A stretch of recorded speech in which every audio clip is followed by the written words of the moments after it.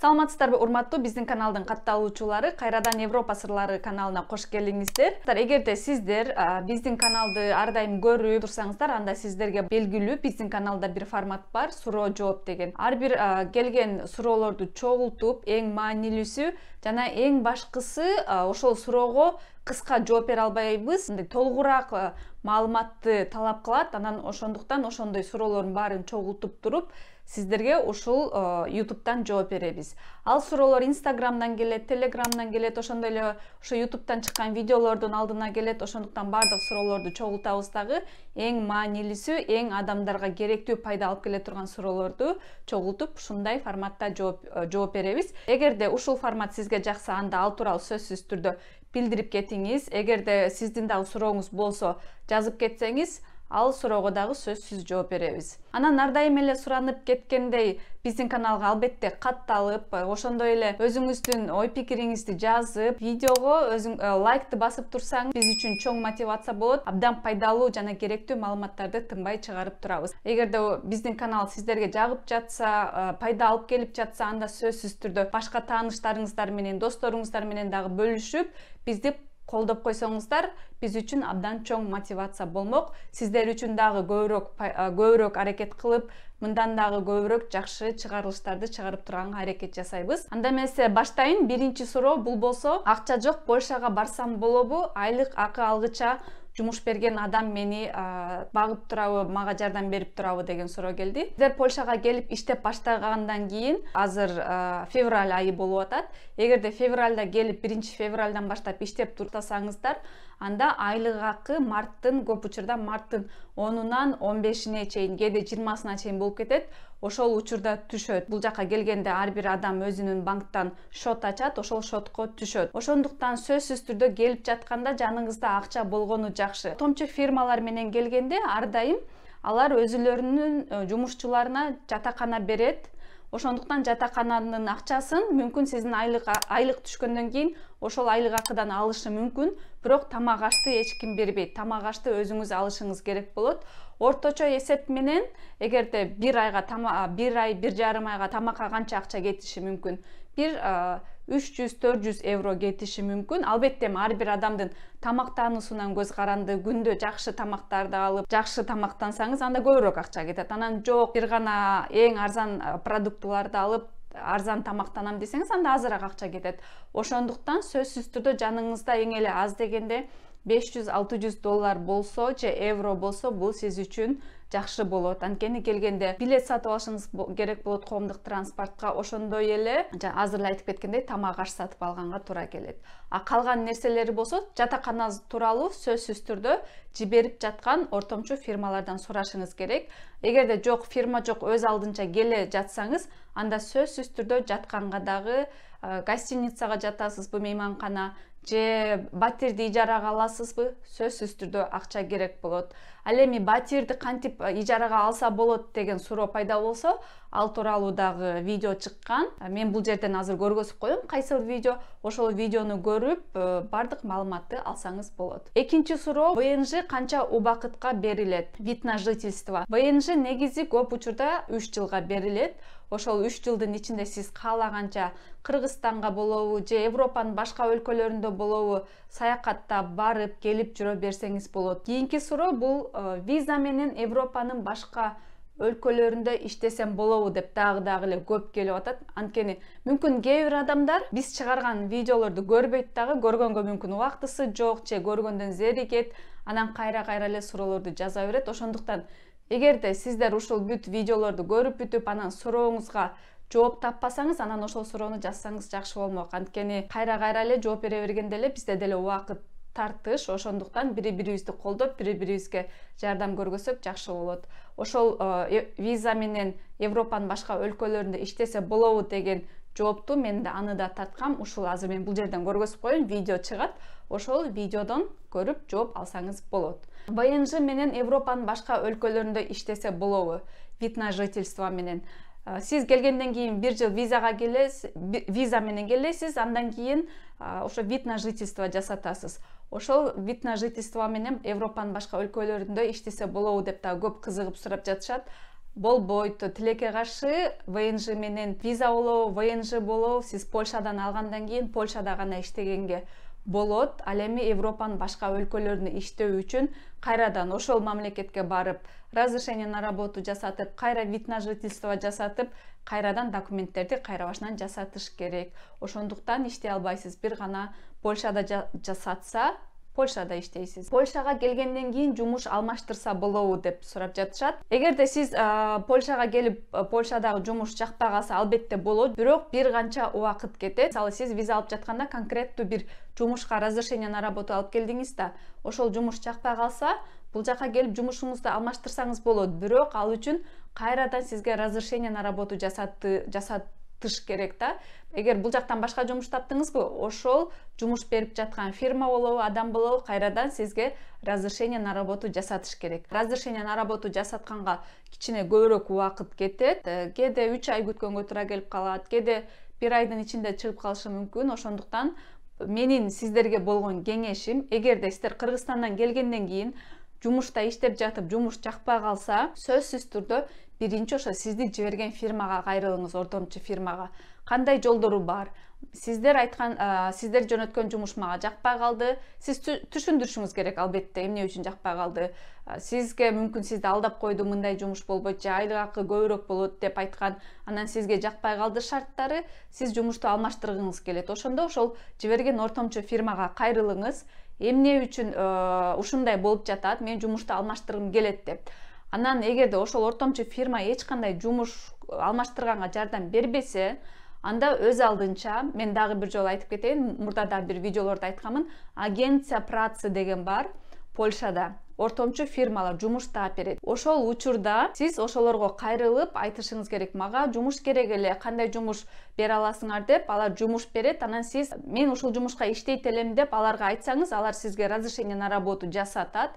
Ошол разрешение на работу жасаткан учурда сиз эски жумушуңузда иштей берсеңиз болот. Анткени ал разрешение на работу чыккыча кайра бул жак Польшага келгенден ачка калып калбаш үчүн, жөн эле бекер отура бербеш үчүн ошол жакпай жаткан жумушта чыдап иштеп туруш керек дагы. Анан разрешение на работу чыккандан кийин дароо башка жумушка алмаштырып кетсе болот. Ошондуктан ушул жагын билүү дагы абдан маанилүү. Вид на жительство менен дагы ошол сыяктуу эле.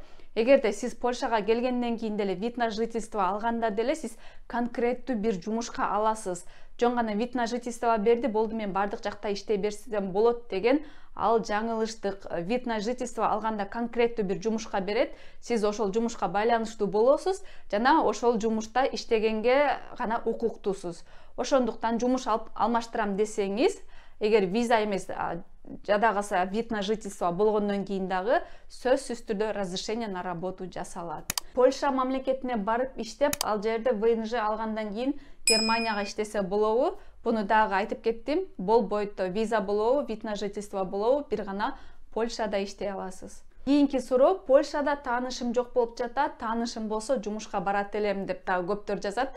Ушул суроого дагы кененирээк токтолгум келди. Эгерде сиздин Польшада таанышыңыз болсо деле, албетте жакшы тааныш болгон мүмкүн, эгер сиз келем десеңиз тосуп алат же башка жардам бериши мүмкүн.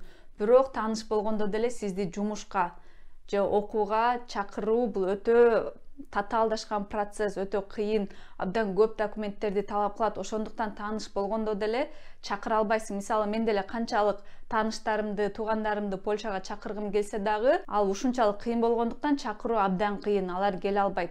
Анткени тааныштын колунан эч нерсе келбейт. Биз бул жактан гражданство, жарандык алмайынча, ошондой эле өзүбүздүн мисалы абдан жакшы жумушта иштейт деп, доход абдан чоң деп көрсөтмөйүнчө биз Кыргызстандан болобу же башка мамлекеттен болобу досторубузду, туугандарыбызды чакырганга укугубуз жок. Жөн гана биздин документтер туура келбейт. Ошондуктан тем более сизди жумушка эч ким чакыра албайт, таанышыңыз чакыра албайт. Бир гана ошол атайын ошондой фирмалар чакыра алат же болбосо өз алдынча сизге жумуштап, эгерде бул жактагы жана мен айтып кеткен агенция працы сизге разрешение на работу жасатканга макул болуп жасап берсе гана чакырышы мүмкүн. Бирок өз алдынча эч качан тааныш чакыра албайт. Бул өтө кыйын. Эгерде таанышыңыз чакыра турган тааныш болсо, анда ал сизге жумуш бериши керек. мисалы мен өзүмдүн туугандарымды чакырам десем, аларга жумуш беришим керек же турист катары келсе абдан көп чоң суммада акча көргөзүп, бул жакта мындай бүт баары бар, даяр келишет деп ушундай абдан шарттары оор. Ошондуктан тааныш болсо деле чакыруу абдан кыйын. Эгерде Польшага жумушка келем десеңиз, мен таанышым жок, ошон үчүн бара албайтам деп өкүнүп, анан отура бербей, ортомчу фирмаларга кайрылып, же болбосо өз алдынча жумуш издесеңиз болот. Жумушту өз алдынча кантип издесе болот деген темага да видео чыккан. Интернеттен өзүңүз жумуштап, аларга жазып, ушинтип аракет кылса болот. Бирок эң эле жеңил жолу ошол ортомчу фирмалар менен келүү, же болбосо квалификацияңыз абдан бийик болуп, тилдерди абдан жакшы билсеңиз, анда фирмага түз эле жазып, мен барат элем ушундай нерсени кыла алам деп өзүңүздү көрсөтсөңүз, анда мүмкүн ошол фирма сизди чакырып, бардык документтерди өз мойнуна алып, сизге бүт керектүү документтерди жасатып, анан чакырышы мүмкүн. Болбосо жөн гана тааныш, эч кандай чакыруусу абдан кыйын болот. Кийинки суроо: Россиядамын, Польшага барсам болобу дейт. Россияда ушул суроо абдан көп келет. Албетте Россиядан Польшага келсе болот. Азыр жумушка жана окууга кирсе болот деп ушинтип жазылып турат. Бирок чынында практикада кандай болуп жатат билбейм. Анткени бул жакка келгенден кийин көп жумуштар, эгерде российский паспортты көрсө, өзүңүздөр билесиздер, былтыркы согуш башталгандан кийин российский паспортты көргөндө эле көп адамдар жумушка албай коюп жатышат. Ошондуктан эгер сиз Россияда иштеп жүрсөңүз, бирок кыргыз жараны, эгер эки жарандык болуп, Россиянын жана Кыргызстандын жарандыгы болсо, мен сиздерди ошол Кыргызстандын жарандыгы менен келүүнү сунуштамакмын. Анткени бул жака келгенде жумуш табуу жана башка нерсе кылуу сиз үчүн жеңил болот. Кийинки суроо: согуш башталгандан кийин Польшага украинецтер көп барып, жумуш табуу кыйын болуп калды деп айтып жатышат, деп жазып жатышат. Ушул суроо бир канча жолу келген. Анан бул суроого мындай деп жооп берет элем. Албетте биринчи согуш башталганда украинецтер абдан көп келген, украиналыктар көп келип, жумуштар азайып, кээ бир адамдарды жумуштан чыгарып, башка чет элдиктерди ушундай случайлар дагы болгон. Бирок азыр андай эмес, баары эле спокойно, эч кандай чыр-чатак жок эле, баары эле сонун иштеп жүрүшөт. Анткени келген украиндардын дагы көбү башка мамлекеттерге, Европанын башка мамлекеттерине, Канадага, Америкага, башка жакка абдан көп кетишти. Ошондуктан жумуш орду бар, жумуш издегендер таап жатат, иштеп жатат. Ошондуктан эгерде сиз ортомчу фирмаларга кайрылып, алар жумушка сизди жиберип жатса, демек чын эле жумуш бар болгон үчүн жиберип жатат. Ошондуктан ойлонбой келе берсеңиз болот, жумуш табылат. Кийинки суроо: Польшага стройкага жумушка барса болобу деп ушунда көп адам сурап жатат. Бирок тилекке каршы стройкага жумушка кыргыздарды азырынча көп жана ортомчу фирмалар деле жибергенде завод, фабрикаларга жиберип жатат. Бирок именно ошо стройкага жумушка жөнөткөндөр аз. Мен дагы жакында эле бир ушул жумуш берген фирмаларга барып атайын сүйлөшүп келдим. Стройкага жумушка чакыра аласыңарбы? Жумушка келе турган адамдар көп болуп атат десем, тилекке каршы бизде азыр андай жарнамалар жок. Стройкага жумушчу ал элекпиз, көбүнчө эле башка мамлекеттерден алып жатабыз дейт. Мүмкүн дагы келечекте башка фирмалар менен сүйлөшөм. Стройкага жумушчулар керек болсо, мен сөзсүз түрдө ушул каналдан баарын айтам. Сиздерге айлык акысы канча болот экен, кандай шарттарда стройкага келип иштесе болот экен, баардыгын айтып берем. Ошондуктан дагы бир жолу айта кетейин, каналга жазылып, биздин чыгарган ар бир видеону көрүп, лайк басып, өзүңүз бизди колдоп турсаңыз, чогуу иштейбиз. Айтып кеткендей эле Европанын сырларын ачып, баарын сиздерге айтып берип турабыз. Кийинки суроо: Польшада айымдарга жумуш барбы деп ушундай көп жазышат. Айымдарга жумуш бар, албетте бар. Анан мен видео чыгардым эле, тил билбей Польшада кандай жумуштарда иштесе болот, азыр бул жактан көргөзүп коем. Эгерде ошол видеону көрсөңүз, ал жакта баарын толук айтып бергем. Тил билбей келген кыргыздар Польшада кандай жумуштарда иштесе болот. Мен ошол жерден айтып берген жумуштарды өзүңүз ойлонуп, анан анализдесеңиз болот. Кайсы жумуш айымдарга туура келет, кайсы жумуш айымдарга туура келбейт. Анткени Польшада мынтип деле айымдарга жумуш берилип жатат, мырзаларга жумуш берилип жатат деп деле көп деле бөлүнбөйт. Ошондуктан өзүңүз ошол чыгарманы көрүп, анализдеп, анан жооп алсаңыз болот. Ушул жерден айта кете турган нерсе, көп эжелер дагы жазып калат. Польшага жана кары адамдарды карап жумушка барсам болобу деп. Мен атайын ошондой фирмаларга дагы барып сурап келдим. Тилекке каршы азырынча андай жумуштар жок дейт. Көп учурда Польшадан башка Германияга жөнөтүшөт экен.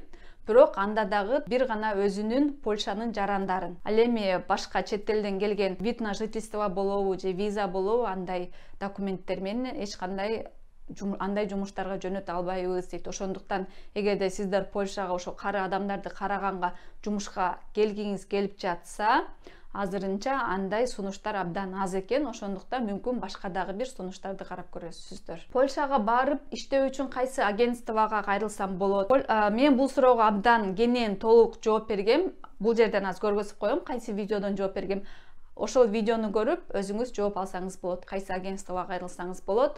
Бүгүн бардык суроолорго жооп бердим деп ойлойм. Эгерде дагы сизде суроолор калып калса, сөзсүз түрдө комментарийге жазып, анан албетте лайкты басып, өзүңүздүн тааныштарыңызга, досторуңузга ушул видео менен бөлүшүп койсоңуз абдан ыраазы болмокмун. Кийинки видеолордон көрүшкөнчө саламатта туруңуздар.